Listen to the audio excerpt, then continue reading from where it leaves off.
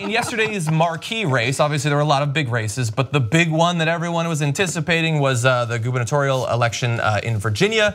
And the polls had tightened up near the end, but in the end, the Democrat Ralph Northam beat Ed Gillespie, the former Republican national chairman. He will be Virginia's new governor. We have the results there. It ends up that he beat the polling. I think it was down to 3 or 4 points, something like that. And it looks like he's gonna hit, once it's all finalized, a little bit shy of 9 points, which is significant because it looked like things were getting closer. And it looked like they were getting closer because of Gillespie's change to, he was talking about sanctuary cities, which I thought was a novel approach in a state that doesn't have them. And so there was fears that that could flip things. It looks like it didn't. In fact, it might have actually hurt him, which is what I would hope. Now, we talked a little bit about him and his history since 2014. He seems to most accurately be described as a centrist, sort of old school Virginia Democrat. But if you're looking for reasons to be hopeful, during the campaign, he supported $15 minimum wage. He previously had fought to defeat a right to work amendment. Right to work is a thing that has destroyed a lot of states' workers' rights and things like that. He went against McAuliffe, the previous Democratic governor, on a major pipeline project, opposes expansion of charter schools, and has also spoken about instituting cap and trade in the state. Now, who knows what the hell happens once he actually gets into office? People need to actually make sure that he does those things or support them if the legislature can put them to him. But it gives you cause for a little bit of hope. Previous Virginia Democratic governors have been on the right side of the party, even amongst Democratic governors. And it looks like this could be a little bit of progress in that area. But we'll see. I hope so. Fingers crossed. We'll see. Yeah. I know. Like you said, you can't just let them get elected and then and then go to sleep. Go to sleep. No. He voted twice for George W. Bush, so yeah, that's what makes me nervous about that guy. Yeah.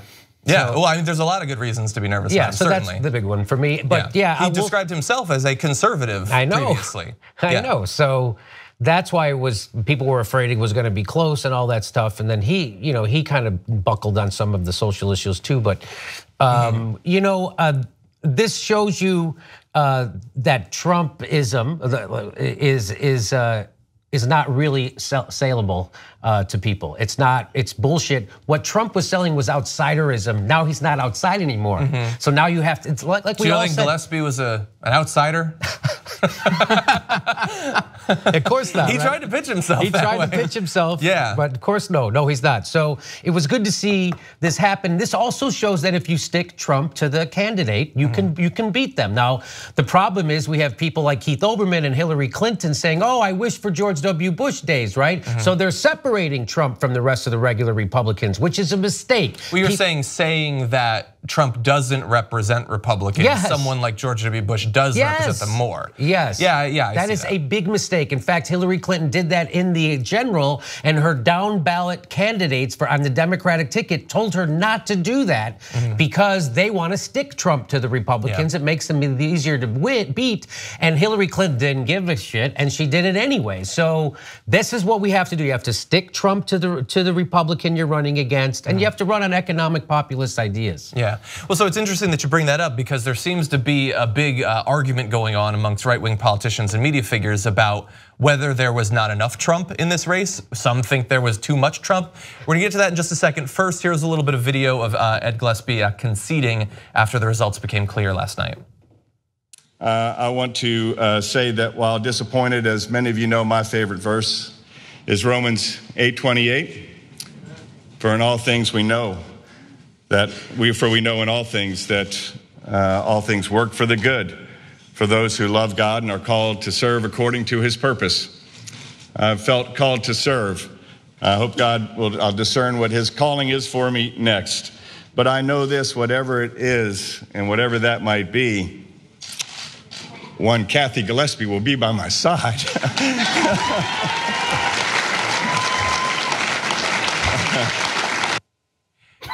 So obviously, you have to have the family in the background and everything, but like a couple of those kids are probably old enough to know how the race went, and their dad ran on like sanctuary cities and vilifying and demonizing undocumented immigrants and Confederate memorials. Like that guy really cares about Confederate memorials, so that it's in Alabama or Georgia in the first place.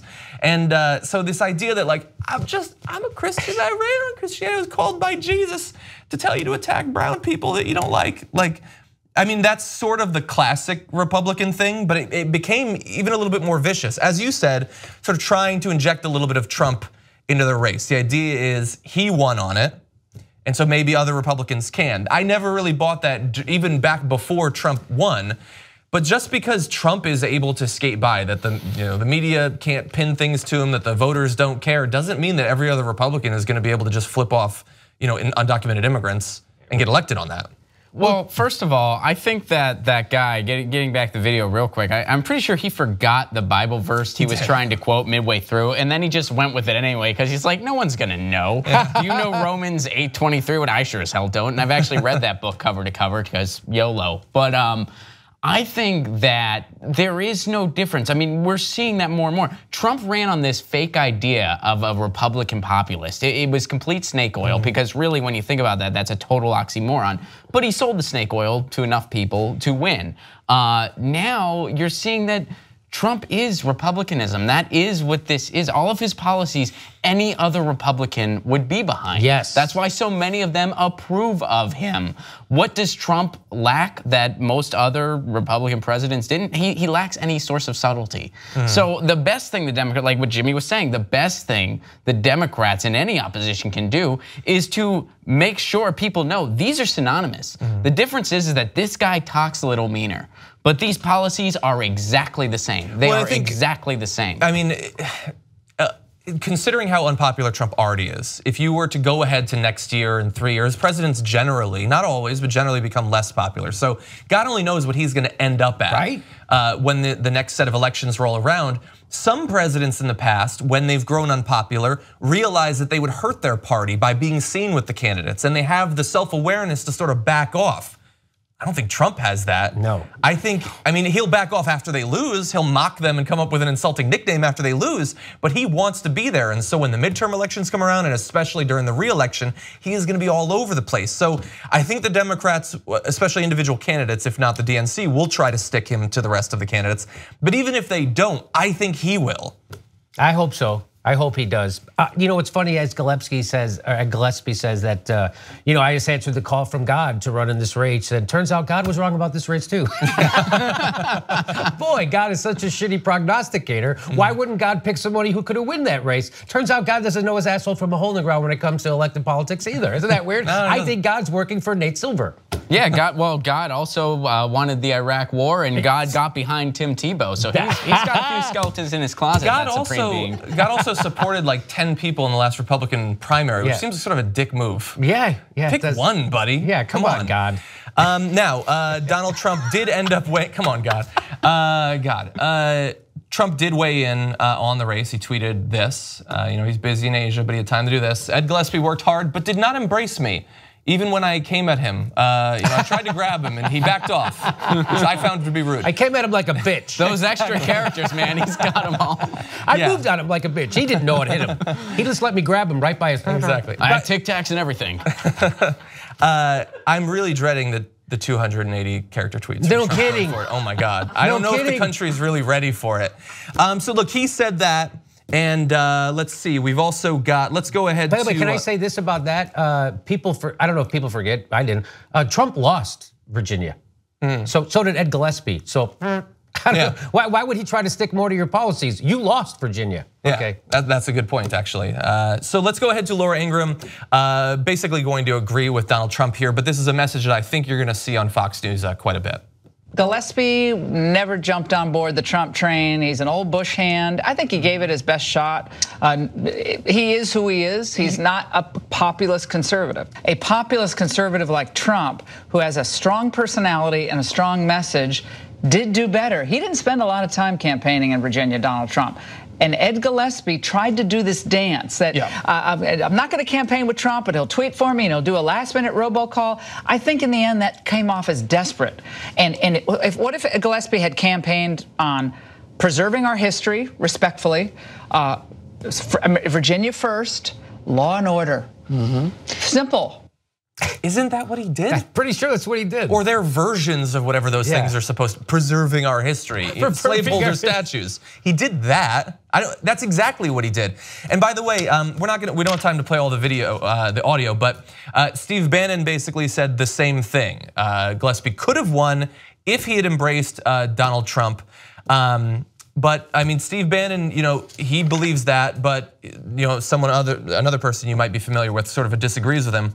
A couple days ago, this was Steve Bannon said this: Corey Stewart is the reason Gillespie is going to win. It was the Trump-Stewart talking points that got Gillespie close and even maybe to victory. It was embracing Trump's agenda as personified by Corey's platform. This was not a competitive race 4 weeks ago.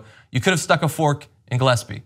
So 48 hours, maybe 72 hours ago, Gillespie was going to win because he had embraced Trump, according to Steve Bannon. As soon as he loses, according to Steve Bannon, he lost because he didn't embrace Trump. It's interesting the way that works out. And Breitbart went with this headline: establishment Republican Gillespie rejected. And this is after being incredibly supportive of him during the campaign because he was a douchebag. But that's the way that's funny. They manage things. It's an interesting interpretation, and Steve Bannon is a fascinating human being made of Play-Doh and gin. But the way I see it, again, I mean, like getting back to that clip, I'll take your conservative populace and raise you a sprinting tortoise. It's not a thing, and people are starting to see it now that it's not a thing. The establishment lost, and Trump's establishment now, and the ugly face is unmasked. He took the mask off of the way it's always been. Yes. Thank you. Yeah, they try to pitch him as a populist. He mentions free trade agreements. He does that. That's true, but he's not a populist. He's a nativist. He tries to take people who normally would and perhaps should vote finally based on economic issues that have been hoodwinked by Republicans and in some cases Democrats in the past, and tries to get them to focus even more on, as you said, people kneeling or not kneeling. Where's their knee? Let's focus on that for a little while. That's not populism, okay? That's white supremacy for the most part. That's race baiting. Exactly. Now, overall, they're all gonna say if only he had embraced Trump, Trump's super popular, and yet ABC News found that in Virginia, voters by a 2-to-1 margin said they were casting their ballot to show opposition to Trump rather than support for him. In New Jersey, the margin was 3-to-1. Now that's not gonna represent all voters. Lots of voters go for other reasons. They have a particular issue they care about, or they love or hate the candidates in that race. But those who were driven by Trump were driven in opposition to Trump, not in support of Donald Trump. And that is not just gonna hurt Gillespie, that's gonna hurt a lot of Republicans in the future. If you like this video, you'll love the whole TYT network. Check it out at tytnetwork.com/join.